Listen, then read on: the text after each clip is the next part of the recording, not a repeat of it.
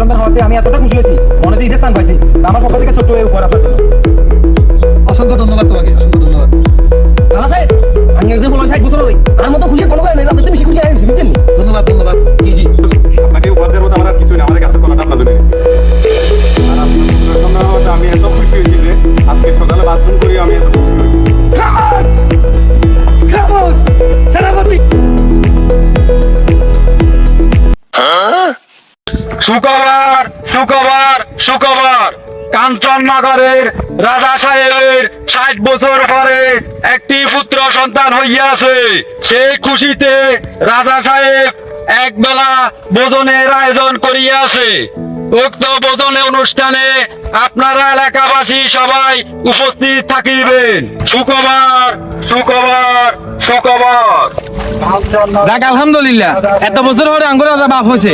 ইনশাল্লাহ যেহেতু কালে দাওয়াত দিছে, কালকে যাবো, ইনশাল্লাহ যাবো। শুক্রবার শুক্রবার কাঞ্চননগরের রাজা সাহেবের 60 বছর পরে যাক যাক, হাত খুঁড়ে রাজার তো তাইলে হলাই গিয়ে 60 বছর হরে অন্দাবাদ তো দিছে, যাই কাইলা সাইডে খাই আমু বাদ।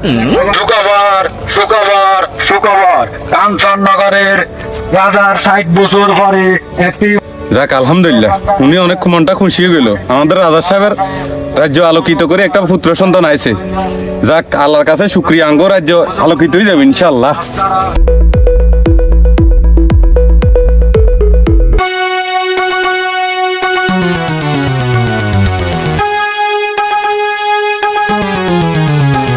সাহেব, আদেশ করুন জাহাপনা। আমার রাজ্যের সকল প্রজারা আমার এই ভোজনের দাওয়াত পেয়েছে। রাজ্যের সবাইকে অলিতে গলিতে দাওয়াত পৌঁছে দিয়েছি জাহাপনা।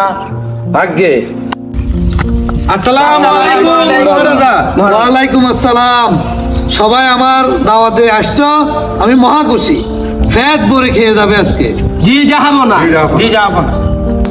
রাজা সাহেব, আমি তো অনেক গরিব মানুষ, আমার পক্ষ থেকে আপনার পুত্র সন্তান হওয়াতে আমি এতটা খুশি হয়েছি, মনে হচ্ছে ঈদের চান পাইছি।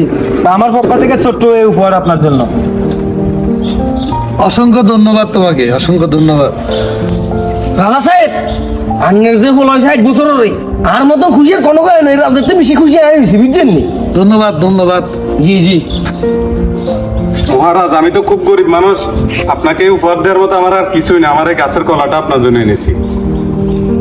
আর আপনার পুত্র সন্তান হওয়াতে আমি এত খুশি হয়েছি যে আজকে সকালে বাথরুম করি আমি এত খুশি হইনি।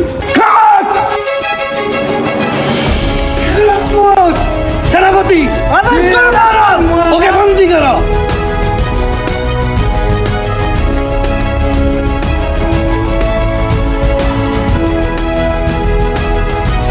কত বড় স্পর্ধা! আমার রাজ্য থেকে আমার সন্তানকে অপমানী। উজির সাহেব, আদেশ করুন জাহাপনা। ওকে কি শাস্তি দেওয়া যায়? ওর শাস্তি একমাত্র মৃত্যুদণ্ড দেয়া যায়। ওকে মৃত্যুদণ্ডই দেওয়া হবে। আগামীকাল রাত 12টায় তোমার মৃত্যুদণ্ড। না, যাবো না, ওর মৃত্যুর আগে শেষ ইচ্ছা কি তা জানা দরকার। সেনাপতি, জিজ্ঞেস করো। তোমার মৃত্যুর আগে শেষ ইচ্ছাটা কি তা প্রকাশ করো। জাহাপানা, আমি মৃত্যুর আগে আমার একটা শেষ ইচ্ছা আছে, সেটা হচ্ছে আগামীকাল ভোরবেলা ঘুম থেকে ওঠার পর পরে আমি আপনাকে নিয়ে নৌকাতে ঘুরতে চাই। মঞ্জুর, এ আর এমন কি, যা, তোর শেষ ইচ্ছা আমি পূরণ করব।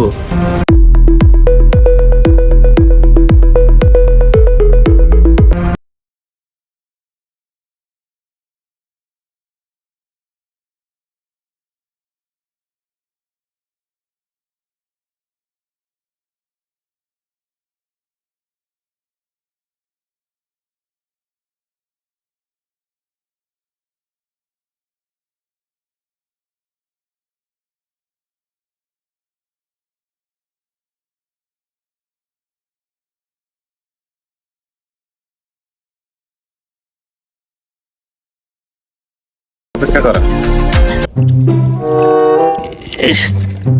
সকাল সকাল চলি আইলাম, ফ্রেশ হইলাম না, এখন বিপদে না।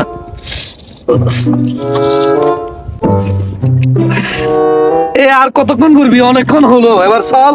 মহারাজ, আর একটু ওই দিক থেকে ঘুরে আমরা চলে আসি। এ তোরে লইয়া পারি না। চলেন চলেন মহারাজ, দেরি হবে না, দেরি হবে না।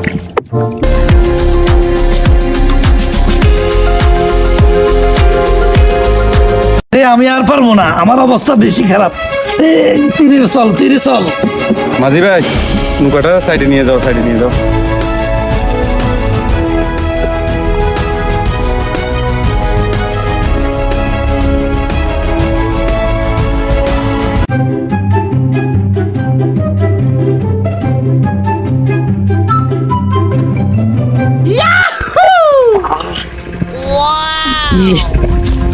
যে অশান্তি লাগছে এতক্ষণ, কি যে অশান্তিতে রাখছ তুই এতক্ষণ, এখন যে কি শান্তি লাগে তোরে বলি বুঝাই পারতাম না। মহারাজ আমি তো আপনাকে আগে বলেছি যে এটাই সবচেয়ে বড় শান্তি, আপনি তো বুঝলেন না, আপনি তো আমাকে ভুল বুঝলেন।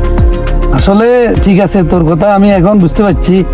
আসলে পৃথিবীতে সবচেয়ে সুখের জিনিস এটা যখন বেশি বাথরুম চাপে, সেটা যখন ক্লিয়ার হয়, এর থেকে আর শান্তির কি হইতে পারে। আসলে তোরা যা, আমার ভুল আমি বুঝতে পারছি, তোরা আমি ক্ষমা করে দিলাম। আমাদের সমাজে অনেক মানুষ আছে, অনেক কিছু না জেনে না বুঝে সঠিক ঘটনার তদন্ত না করে অনেকের উপরে অনেক রকম শাস্তি প্রয়োগ করে। তা আসলে সবকিছু আগে বুঝবেন, শুনবেন, ঠান্ডা মাথায় চিন্তা করবেন যে আসলে এটা শাস্তি কি দেওয়া দরকার। ধন্যবাদ সবাইকে।